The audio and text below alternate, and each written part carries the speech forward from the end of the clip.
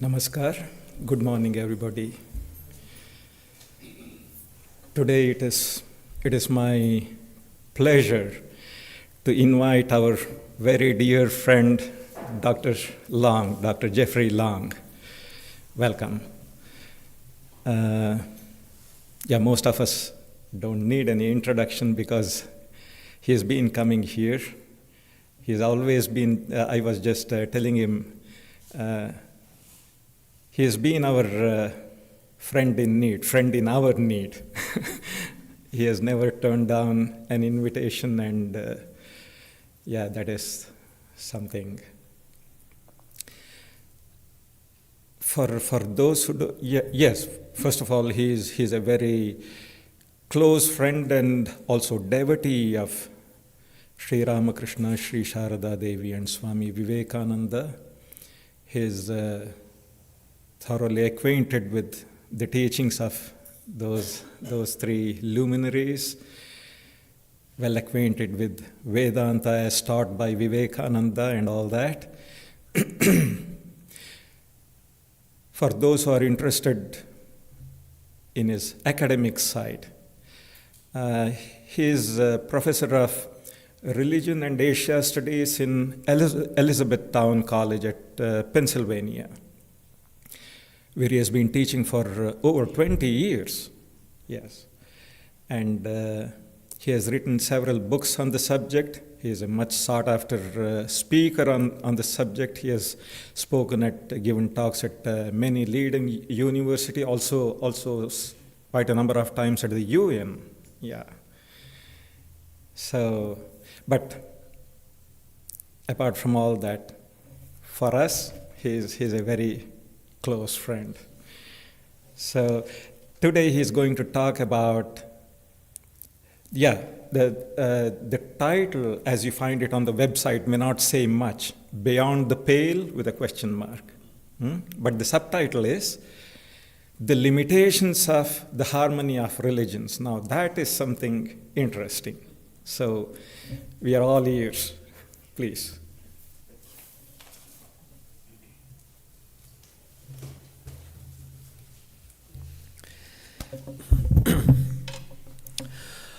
Om asato ma sadgamaya, tamaso ma jyotirgamaya, mrityorma mritangamaya, Om shanti shanti shanti.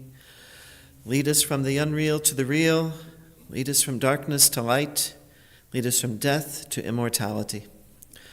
Om akashat patitam toyam yatha gacchati sagaram sarvadeva namaskaraha keshavam pratigacchati.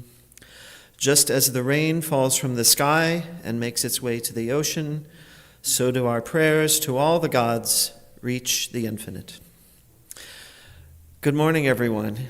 And namaste, namaskar, and thank you, Swami Swahananda ji, for that very nice introduction. It's always a privilege to speak here, and I'm grateful to be here. You're all like family. I've known a lot of you now for a long time, and I always feel that I'm at home when I'm here. And this temple is such a wonderful resource that you all have here. Every time I walk in, I feel calm, I feel serene, I feel my mind calming whenever I come in here. So thank you all for that and for inviting me. As we gather in this beautiful temple in the presence of Sri Ramakrishna, the Holy Mother, and Swami Vivekananda, we have a great sense of serenity and joy, a tiny glimpse of the bliss of the infinite that is our birthright.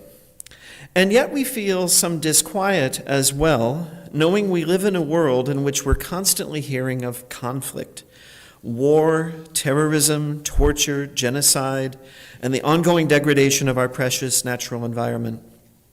Our Vedanta tradition reassures us that this world, with all its troubles, is not our final destination. It is, in the words of Swamiji, a, quote, grand moral gymnasium, wherein we have all to take exercise so as to become stronger and stronger spiritually. We take heart in the idea that through setting aside our egos and doing our best to solve the problems before us, we will draw ever nearer to our goal of realization. Solving our problems, Swamiji explains this in his works on karma yoga. Solving the problem is not actually the ultimate goal. Solving the problem is an exercise we undertake in our own quest for realization, which is the goal. Putting forth our best effort, but as Swamiji reminds us, quote, without attachment for the results, leads us to the highest realization of the perfection of the soul. One of the most powerful tools we have, I believe, for working to move the world beyond its current state of conflict, that is the problem before us today, is also one of the central teachings of Vedanta as taught by Sri Ramakrishna, the Holy Mother, and Swami Vivekananda. I'm speaking of Dharma Samandaya, that is the harmony of religions. It's a topic on which I've spoken and written many times. I continue to return to this teaching for many reasons. I find it intellectually fascinating, but also deeply compelling and also deeply hopeful. A beacon in a world grown dark with conflict. In fact, the harmony of religions is one of the main ideas that attracted me to the practice of Vedanta many years ago. And some of you have heard me speak of this before. Growing up Catholic in rural Missouri and being told on multiple occasions by others that I was going to hell for belonging to what they considered the wrong religion, it always struck me as deeply arbitrary that a loving God would only save those who happened to belong to a particular religion.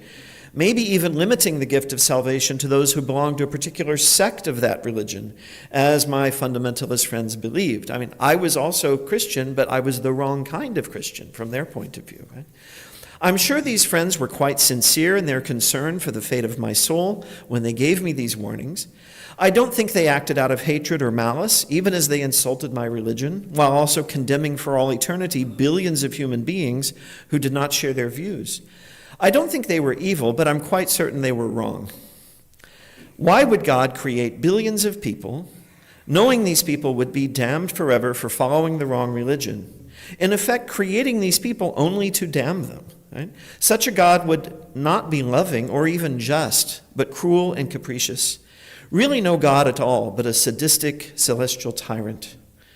In my early teenage years, when I began my exploration of Hindu traditions and came upon the idea of the harmony of religions, it immediately made sense to me. It spoke to this concern that I was having. I first found this idea in a book of quotations from Mohandas K. Gandhi, who said, quote, religions are different roads converging upon the same point. What does it matter that we take different roads so long as we reach the same goal?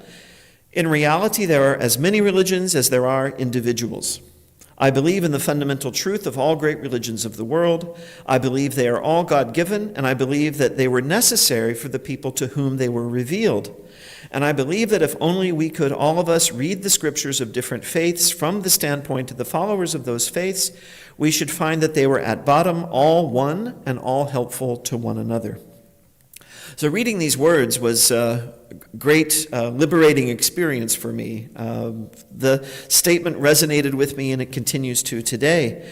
It resonates with the wisdom I find as I study many religions and the goodness I find in people of many religions and of no religion. Right? We find good people from all different paths, all different worldviews. It's consistent with the idea of a God who desires the liberation of all beings from suffering. A God who dwells within all of us, drawing us ever nearer to true freedom. Continuing my studies, I came to the teachings of Sri Ramakrishna, who not only affirmed that many religions could lead to the highest realization, but also that he had attained that realization himself through following many paths. As it says in the Gospel of Sri Ramakrishna, quote, I have practiced, said he, all religions, Hinduism, Islam, Christianity, and I've also followed the paths of the different Hindu sects. I found that it is the same God toward whom all are directing their steps, though along different paths. The substance is one under different names, and everyone is seeking the same substance. Only climate, temperament, and name create differences. Let each person follow his own path. If he sincerely and ardently wishes to know God, peace be unto him, he will surely realize him.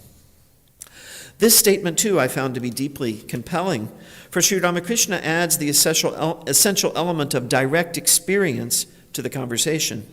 While Gandhi affirms the faith that many religions can lead their practitioners to the highest goal, Sri Ramakrishna puts this faith to the test, conducting in the form of his multiple sadhanas, rooted in multiple traditions, the ultimate experiment with truth. He thereby found ultimately reality revealed to him in the many forms and manifestations presented by these traditions. And I trust most of us are familiar with these stories of how he did this. Of course, unless we've carried out the experiment ourselves, as he did, our own belief that many paths can lead to the ultimate goal remains a matter of faith. Faith that Sri Ramakrishna did indeed experience what he claimed to experience. But this faith need not be blind. There are good reasons to believe that what Sri Ramakrishna is saying is true. The appeal of the idea of the harmony of religions involves multiple elements. One, as I've suggested, is the theological idea that it's consistent with the idea of a loving God, who rather than creating beings in order to damn them, saving only those who practice the right religion, instead reveals saving truths widely around the world, making these truths available to people of all cultures, all parts of the world, and all eras of history. A God, to paraphrase Sri Ramakrishna, the wind of whose divine grace is always blowing everywhere. It is only for us to raise our sails and catch that wind, allowing it to transform our consciousness and carry us to our ultimate goal. But apart from this theological reasoning, there's another aspect of the harmony of religions I also find compelling. This is one might call, in a very loose way, its scientific character. What do I mean by that? What I mean is that just as there are truths about the physical world that are available for all of us to know through reason reflecting on sensory experience, there are also truths about the spiritual realm that must be similarly available to all who inquire into them. In other words, just as gravity is a real thing, whose discovery was arguably inevitable, it must also be the case that if realities such as what we are variously called God, divinity, transcendental consciousness, spirit, soul, Atman, Brahman, Jiva, and Samsara really do exist, then they also will be discoverable by human awareness. Indeed, they may even reveal themselves, as many traditions teach that they have. The terms in which these realities are described and the specific attributes given to them will certainly vary across cultures, geographic regions, and historical epochs. But again, if these things are real and they have a certain definite character, like the physical universe does, the contours of that character should be discernible across religious and philosophical boundaries. In philosophical terms, I'm basically saying that the harmony of religions comes from what we call metaphysical realism, right? Something is real, something is true, and just as in the physical world, we gradually discover the nature of that reality, this would also apply to things that are beyond the physical realm. And in fact, we see that there are certain universal truths, there are certain claims about the broad contours of that reality that we find cutting across religious and philosophical boundaries. Early in my search, after reading the words of Gandhi and Sri Ramakrishna, I came across another thinker who also articulated precisely the understanding I've just been describing, that there are universal truths that can be discerned within and which cut across the boundaries of the world's great wisdom traditions. I'm speaking here of Aldous Huxley and the idea of what he called the perennial philosophy, which he describes in his classic book of the same title. Huxley describes this philosophy as, quote, immemorial and universal, or as we might say in Sanskrit, Sanatana. Huxley was, of course, an adherent of Vedanta, being a disciple of Swami Prabhavananda and a member of the Vedanta Society of Southern California. The philosophy Huxley describes as immemorial and universal is easily recognizable in the teachings of Vedanta.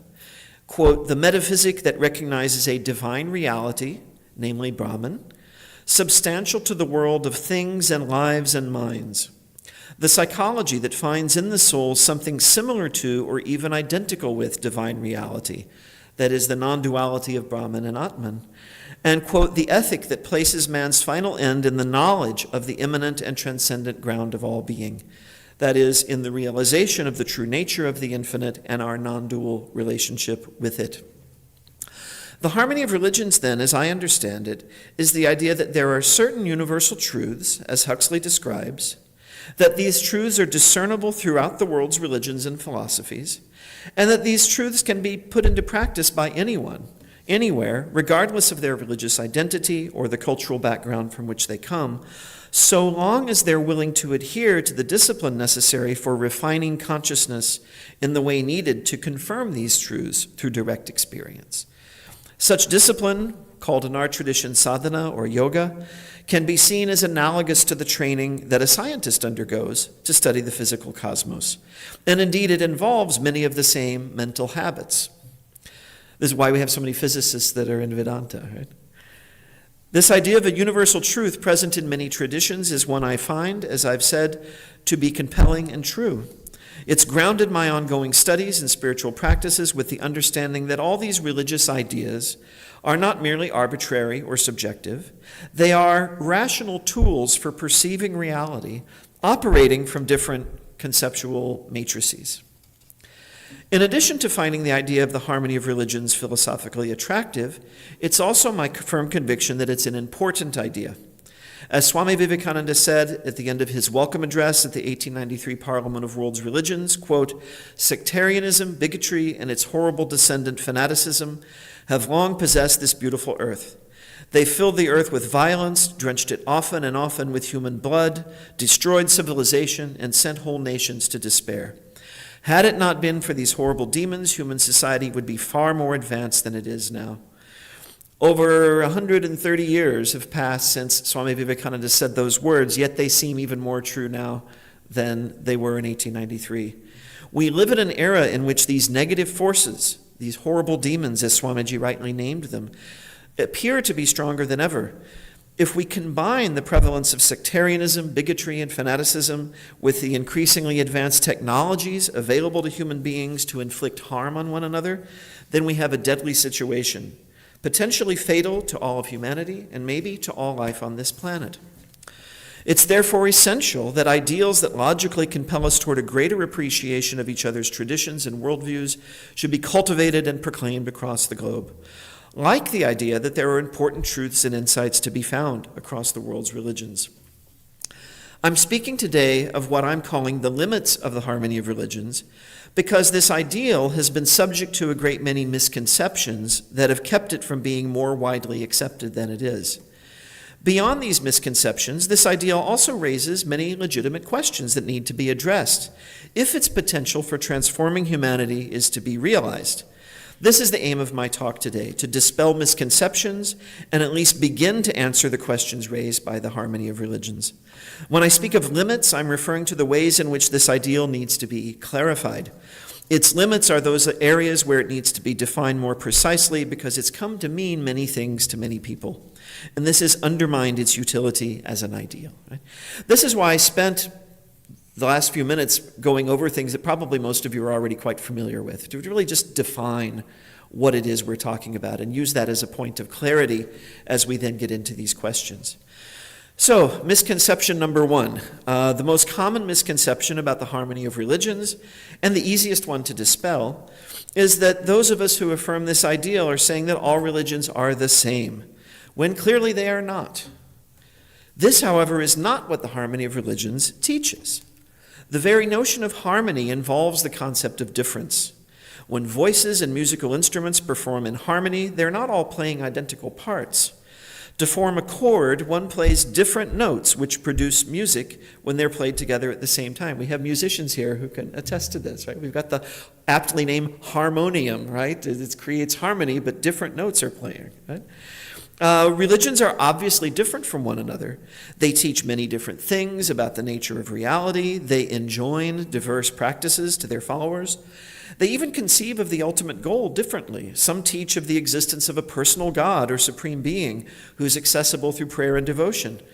Others do not affirm this idea, teaching instead about an eternal cosmic order and a set of principles that have been realized by enlightened beings. What the harmony of religions teaches is that these differences, great though they may appear, need not be causes of discordance or disharmony. Pravajika Vrajaprana explains this very well in her wise little book, presumably on sale at our bookstore here, as Shiva would remind us. Vedanta, a simple introduction. Speaking of the harmony of religions, she writes, quote, "This is not to say that all religions are pretty much the same. That is an affront to the distinct beauty and individual greatness of each of the world's spiritual traditions. Saying that every religion is true and authentic doesn't mean that one can be substituted for the other like generic brands of aspirin. To be sure, there are many elements of the world's religions that overlap with one another. It's often been stated that some version of the golden rule, the ethical principle that we should treat others as we wish to be treated, is widespread among the world's religions. Some of you might have seen that sign that has, symbols of different religions and then the golden rule differently worded from their various writings. Prohibitions against murder, theft, and lying are common. You find these in every religion, as well as the idea of some kind of survival of the person after the death of the body, and the idea of some higher being or principle that grounds the universe and gives life meaning, toward which or toward whom spiritual practice is directed. The contributions of the religions to our collective wisdom, though, are not limited to those elements they share. If this were the case, there would be no need to study any tradition other than one's own. There would be nothing to learn from doing so. But to again cite Pravajika Vrajaprana, quote, "We can deepen our own spirituality and learn about our own tradition by studying other faiths. Just as importantly, by studying our own tradition well, we're better able to appreciate the truth in other traditions." Swami Vivekananda also speaks of the differences among traditions, dividing these into two kinds. There is, of course, the vast multitude of differences over details of practice and belief that arise, often in response to highly localized issues and concerns internal to the communities that uphold these traditions. These are often the topics around which the greatest conflict emerges, not only between religious traditions, but also internally to the religions themselves. Some of the most intense religious conflicts in history have been between sects of the same religion. Right? The conflicts between Protestant and Catholic Christians, or between Sunni and Shia Muslims, are much more long-standing and intense than many of the clashes we see across religious traditions. But then there are the differences in the highest ideals taught by these traditions. Right? So you have these differences which Swamiji regarded as superficial, really. I mean, he sort of set aside, okay, which direction should you face when you pray? Well, just so you pray, right? He sort of set those aside. But there are differences in the highest ideals of the traditions. It's here that Swamiji sees the complementarity among religions. They do teach different ideals, but it's not clear at all that these ideals need to be in conflict. They can even be mutually supportive, right? As Gandhi said, at bottom, all helpful to one another. In Swamiji's words, quote, "Are all the religions of the world really contradictory? I do not mean the external forms in which great thoughts are clad. I do not mean the different buildings, languages, rituals, books, etc. employed in various religions, but I mean the internal soul of every religion." He continues, "Every religion has a soul behind it, and that soul may differ from the soul of another religion. But are they contradictory? Do they contradict or supplement each other? That is the question. I believe that they're not contradictory, they are supplementary. Each religion, as it were, takes up one part of the great universal truth and spends its whole force in embodying and typifying that part of the great truth. It is therefore addition, not exclusion. That is the idea. System after system arises, each one embodying a great idea, and ideals must be added to ideals, and this is the march of humanity." Pravajika Vrajaprana gives some examples of these central ideals of the great traditions, which again do not contradict each other and can indeed be seen as complementary. She says, quote, "Every religion has a specific gift to offer humankind. Every religion brings with it a unique viewpoint that enriches the world. Christianity stresses love and sacrifice. Judaism, the value of spiritual wisdom and tradition. Islam emphasizes universal brotherhood and equality, while Buddhism advocates compassion and mindfulness. The Native American tradition teaches reverence for the earth and the natural world surrounding us. Vedanta, or the Hindu tradition, stresses the oneness of existence and the need for direct mystical experience. So the harmony of religions does not teach that all religions are the same. It teaches rather that there are truths in many religions. Some of these truths are shared in common among religions, and some are distinct to, or perhaps we could say are distinctly emphasized in, a particular tradition or family of traditions. But religions are not the same, and they're not interchangeable.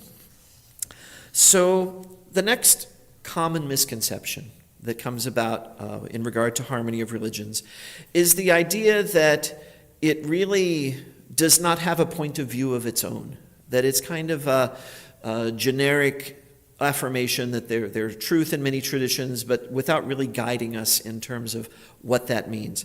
But that's not actually the case. The claim that truth can be found in many religions, of course, raises the question, truth according to whom? This brings us to the most important of what I call the limits of the harmony of religions. The harmony of religions is an ideal that can be and that has been affirmed by wise persons of many traditions. You can find versions of the harmony of religions in every tradition. It is an ideal to which one can arrive through many routes of inquiry. But it is always an ideal that emerges from a definite point of view with a definite location in history and culture. This is something we don't emphasize as much, I think, because our emphasis is more often on the universality of truth. But the concept of harmony of religions, as we understand it in the Vedanta tradition, has a definite history, and it's connected with a worldview. In our Vedanta tradition, the ideal of the harmony of religions emerges from the study of the core texts of the tradition, the Upanishads, the Brahma Sutras, and the Bhagavad Gita, as read through the lens of the experiences of Sri Ramakrishna. In fact, this is how Swami Vivekananda characterized his own teaching. He said, this is just how I read our ancient books based on the example of my teacher. When the question of the truth of a given claim arises, we encounter some claim by maybe a religious tradition or a system of philosophy or maybe science. It is to be assessed based on what we already know, right? That this is basic what we call epistemology in philosophy. How do we know things? Well, we don't come as blank slates. We already know some things, and then we encounter something new. So we have to assess it based on what we already know. And this is true for those of us who've taken our stance in the Vedanta tradition of Sri Ramakrishna. Certain things are already understood to be the case. This is, of course, true for the adherents of any established system of thought and practice, whether religious or not. Whenever we encounter a new truth claim, several options are possible. We might find this is a claim that we already accept, maybe phrased differently, but we already think something like this. So we can say this is a point of harmony between our worldview and that of another. We might find that it's a genuinely new idea, that it's not something that we already accept. Maybe it's something our tradition has never contemplated. But upon deeper investigation, we find that there's nothing in our worldview that prevents us from accepting this idea and making it our own. This is the growth, the adding of ideals to ideals, which Swami Vivekananda has referred to. In this way, our view of reality expands and is enhanced through engagement with the views of others. A third possibility is that we might come upon a claim that we simply find puzzling. It is not clear upon investigation whether it's true or not. It may not be entirely consistent with what we already know, but it might contain exciting possibilities that are worthy of further consideration. When I encounter such ideas, I put them on what I call my mental shelf. I have this invisible shelf in my mind, and there are ideas sitting on it. They may remain on the shelf for an indefinite period. It may be that I never fully accept some of them, or it may be that through further life experience, learning, and reflection prompt me to accept them and modify my view accordingly, or set them aside as something that is really not acceptable. So we have things that we already believe, things that are consistent with what we believe, so we can accept them, things that are uncertain, and then finally and importantly, and this is again something people assume we don't have in the harmony of religions, but in fact we do. There are ideas that are so utterly beyond the pale, that's where my title comes from, beyond the pale of my worldview that I simply cannot accept them at all. This is important because it responds to the second common misconception about the harmony of religions, which is that it contains no criteria for any kind of negative judgment about the world's religions and their claims. If it's impossible to reject a claim, if harmony of religions means we just have to say nice things all the time, we are preventing ourselves from being able to critically engage with important issues, right? Anything becomes acceptable. If we say we believe that many paths lead to realization and that the religions of the world represent such paths, someone could very easily ask us, in fact, I've had people ask me this question, what if my religion teaches me that I can reach God by killing people who disagree with me? This might sound like an outrageous question until we pause and realize that such claims have been made by adherents of many traditions and in fact continue to be made today. What if my religion teaches me that I can enslave other people? Right? When slavery was an institution in the United States, it was often justified by references to the Bible. What if my religion teaches me that there are people who are lacking in any inherent divinity or dignity, that I can treat them in any way I wish with impunity? More to the point, what if my religion teaches me that only one path leads to realization and that other religions are false and lead to damnation? How do we include that in the harmony of religions? Because it contradicts the harmony of religions. Clearly, there are views that are beyond the pale of the harmony of religions. Right? It is not anything goes. There are limits. There's a boundary. It's a necessary boundary. Even if we don't go to the extreme example of claims like, what if I can kill people? But if we just look at the more innocuous claims of the world's religions, we will see that there are issues where they disagree with Vedanta on some important points. My favorite example, and a favorite topic of mine, don't get me started on it, is the concept of rebirth, or as it's often called, reincarnation. Sri Ramakrishna, Swami Vivekananda, and the Holy Mother all affirmed the reality of karma and rebirth. They rarely taught it because it was sort of understood by most of the people around them, but it's presupposed in lots and lots of their teachings. And these ideas are abundantly attested in Vedantic literature going all the way back to the Upanishads, right? In the Brihadaranyaka Upanishad, we see the first detailed account of rebirth. These ideas are also affirmed in other traditions that are closely related to Hinduism, like the Jain, Buddhist, and Sikh traditions, and in the traditions of other cultures going back to the ancient world. In fact, I had a conversation about this recently with another scholar in my field. Most cultures around the world have affirmed some form of rebirth traditionally. My Celtic ancestors believed in rebirth. Julius Caesar complained about it because when he was fighting the Gauls, he discovered that their druids, their equivalent of the Brahmins, taught them that the soul is eternal and they'll come back in another form if they die in battle. So that gave them great courage to fight the Romans, and Julius Caesar was not very happy about that. Ancient Greek sages such as Pythagoras, Socrates, and Plato all affirm the idea of rebirth. There are, however, significant traditions that reject the idea. The two religions that have the largest followings in the world, Christianity and Islam, both reject the concept of rebirth, at least in their mainstream forms. And that's something really important to emphasize, because there are considerable numbers of Christians and Muslims who do affirm the idea of rebirth. They are sort of going against what is understood to be the orthodoxy of their traditions. But that's also important, because it addresses another point that I'm coming to shortly, which is every individual's religion is different, actually. That we can't really judge the beliefs of a person by how they identify religiously. But I want to focus for a moment on this idea of rebirth. A lot of Christians and Muslims and a lot of skeptics about the afterlife generally don't affirm the idea of rebirth. Now, if as Vedantins we affirm the idea of rebirth, then we're compelled to say, at least on this particular topic, that some religions are not true in this sense, right? That somebody's wrong about this subject, right? And someone's right. Several things, though, need to be mentioned in this regard. I mean, as Vedantins, what I just said should make us a little uncomfortable, right? We don't want to go around telling people they're wrong.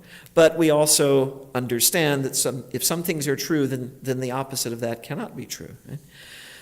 First, it cannot be said enough in today's world of interreligious arguments on social media is that religions are complexes of many ideas. Right? If I say, oh, you're a Christian, you don't believe in rebirth, well, no, that person might believe very deeply in rebirth. They might even remember some of their past lives. Right? So we can't judge, right, based on a label. In my experience, it's highly uncommon to find an adherent of any religious tradition who subscribes to every single idea that's ever been presented in the name of that religion. In fact, it would be, I think, impossible to do so, because in the complex histories of religions that have lasted for many centuries and have been practiced by millions of people, contradictory claims arise. The same religion that says in one place that we should love one another might say in another place that we can reach God by killing people who disagree with us. As a result of this situation, sweeping judgments about religions, being either true or false, do not hold up under investigation. All we can say is that there are truths present in many religions. And that's why, as I've been presenting Harmony of Religions, I've been careful to phrase it that way.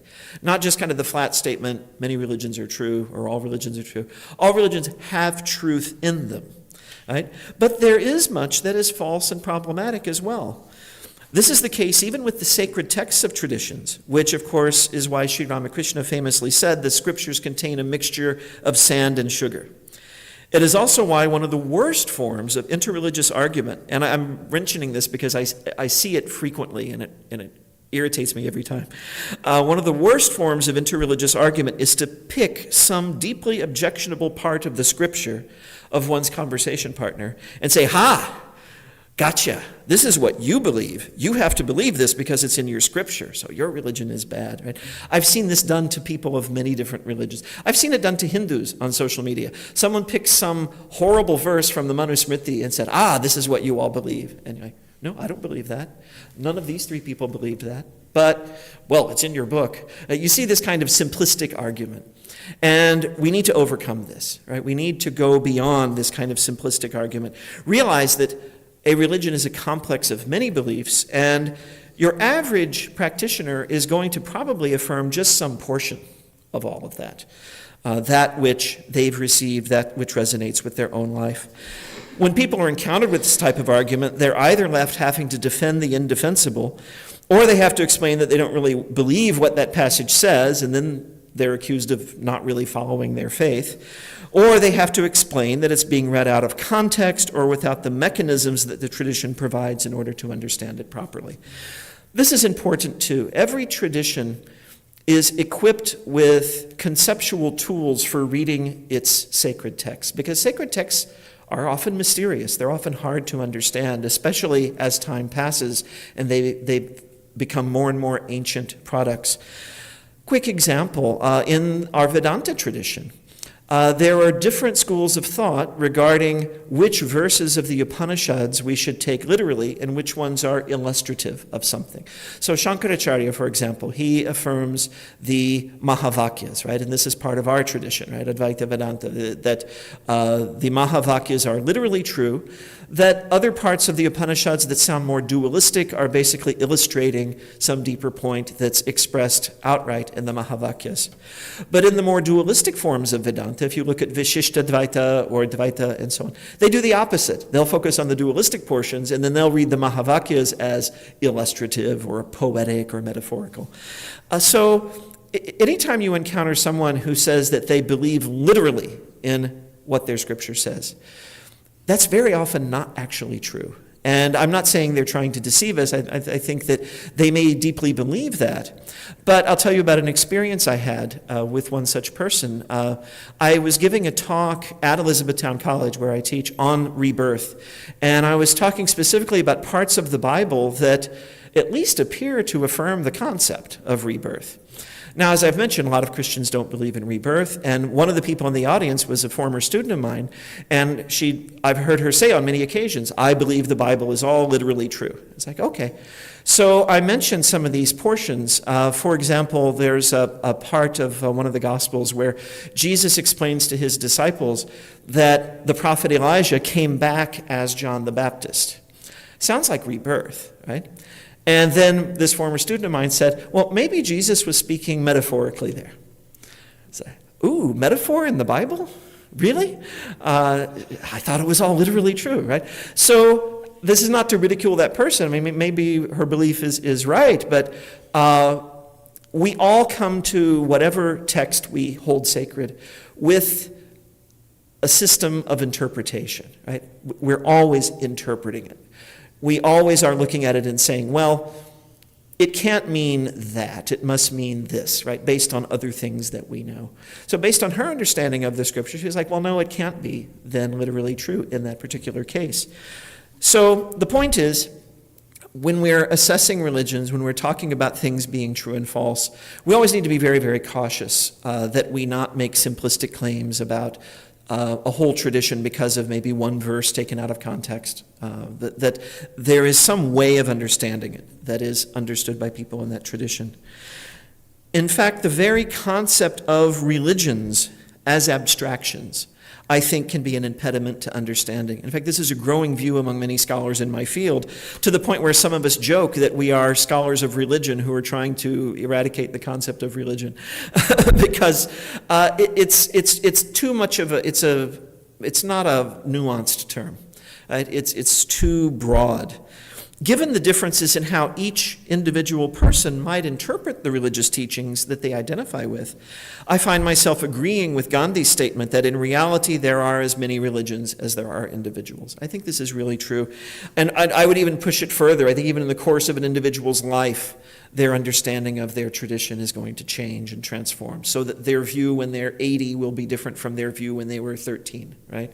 We can hope, right? This, however, raises another important question. If religions are mixtures of sand and sugar, of falsehood and truth, and if each person's understanding is to some extent unique to them, how can we say that many paths lead to the goal of realization? It sounds like we're talking about a big mess, right? How do we fit this into the concept of harmony of religions? Well, we have to ask the basic question, right? If we're saying that many religions lead to realization, then there's a more fundamental question. How do we get realization? How is realization achieved according to our tradition? A few months ago, I presented here at the DC Vedanta Center on the topic of how the 4 yogas work. The yogas, or spiritual disciplines leading to realization, are categorized by Swami Vivekananda as being of 4 basic types. I trust most of you are familiar with this, but in his words, there is karma yoga, through which we realize our own divinity through works and duty. Bhakti yoga, through which we realize that divinity through devotion to and love of the personal God. Raja yoga, the realization of divinity through control of the mind. And jnana yoga, the realizations of our divinity through direct knowledge. Swamiji goes on to explain that what we call religions are in fact collections of yogas, or methods for attaining realization. He says, quote, "The ultimate goal of all mankind, the aim and end of all religions is but one, reunion with God, or what amounts to the same with the divinity which is every person's true nature. But while the aim is one, the method of attaining may vary with the different temperaments of people. Both the goal and the methods employed for reaching it are called yoga, a word derived from the same Sanskrit root as the English yoke, meaning to join us to our reality, God.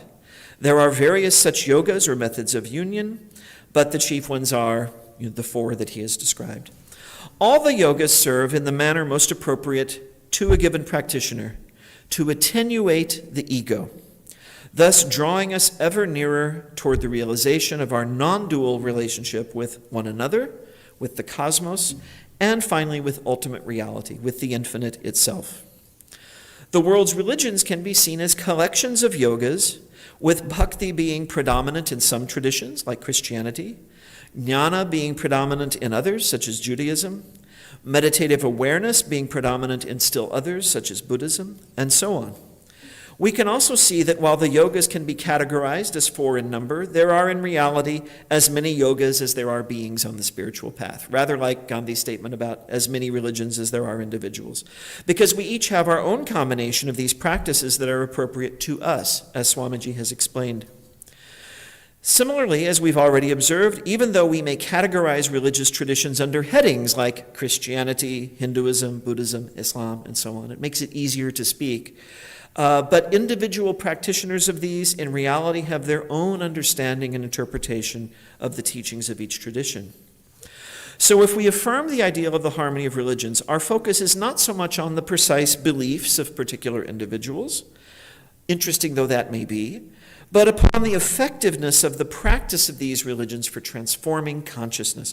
This is what Sri Ramakrishna was interested in. If you read the Gospels, you will not find him arguing and debating the finer points of philosophy.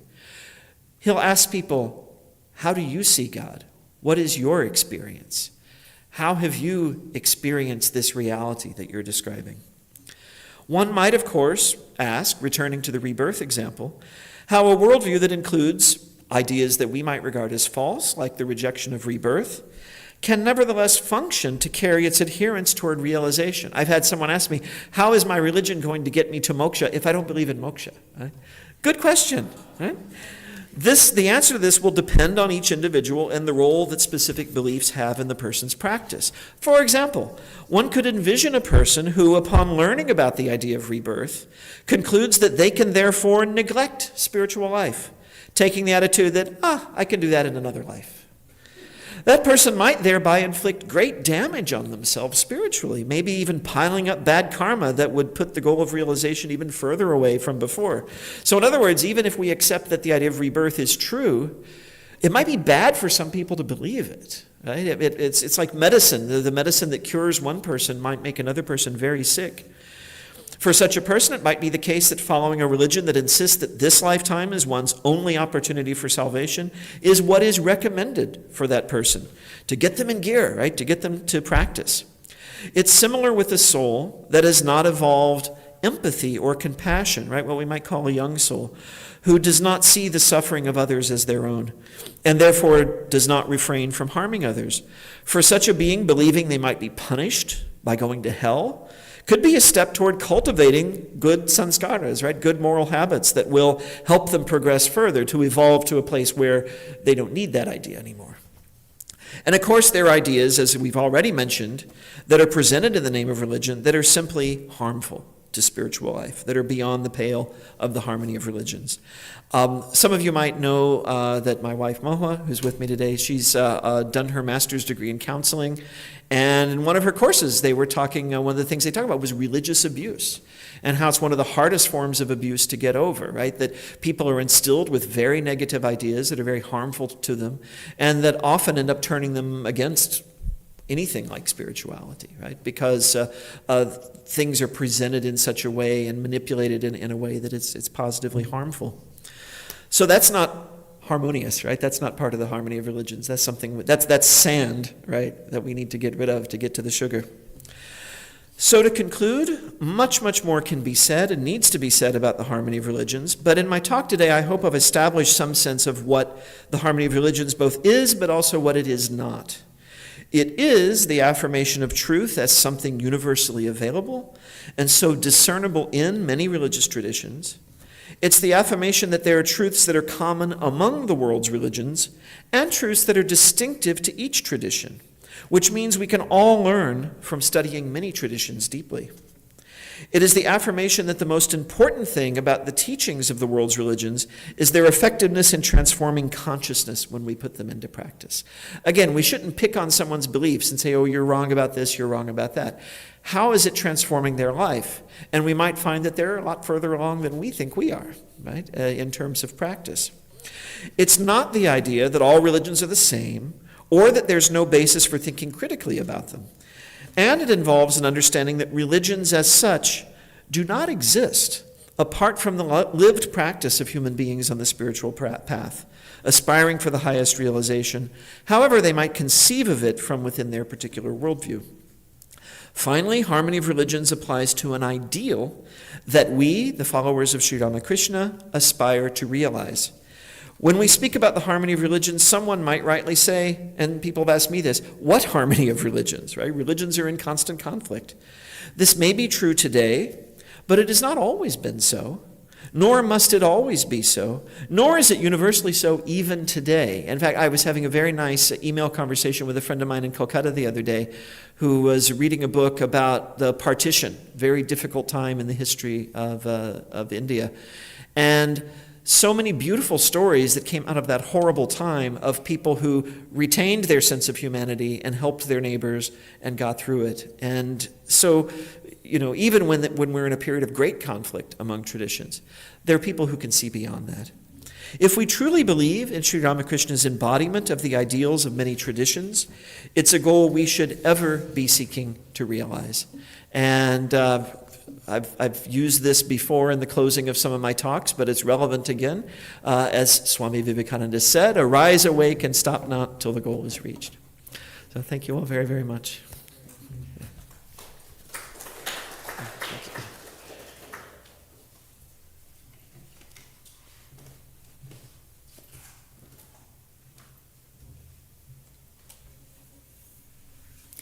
Thank you very much, Dr. Long.